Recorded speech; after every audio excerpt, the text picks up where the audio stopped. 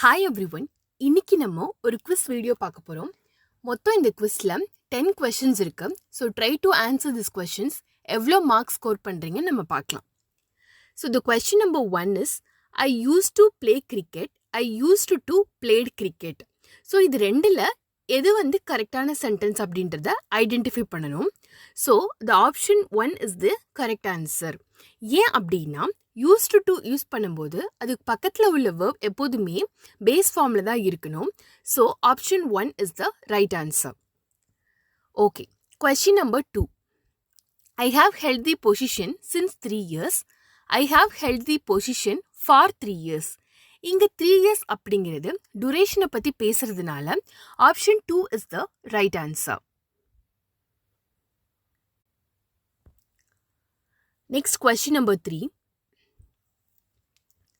Please bring this book to school. Please take this book to the school. இங்க ஸ்கூலுக்கு தான் எடுத்துட்டு போறாங்க. It is moving away from the speaker. So option B is the right answer. Okay. Question number 4. My friends speak English. My friends speaks English. இங்க my friends அப்படிங்கிறது third person plural.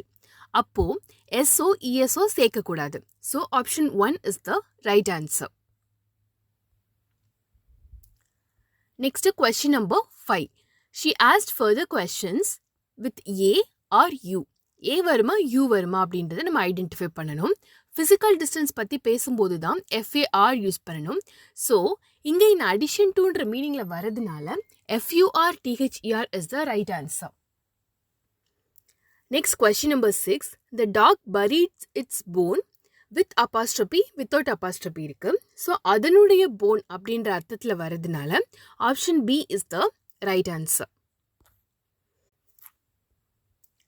Next, question number 7. He was standing among a crowd of children. He was standing between a crowd of children. அவன் குழந்தைங்களுக்கு மத்தியில் நின்னா அப்படின்னு தான் வரும். So option 1 is the right answer.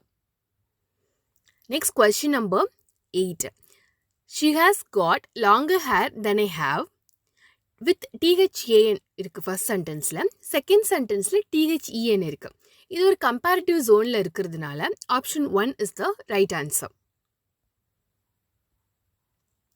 Next, question number 9. Do you accept visa payments? Do you accept visa payments?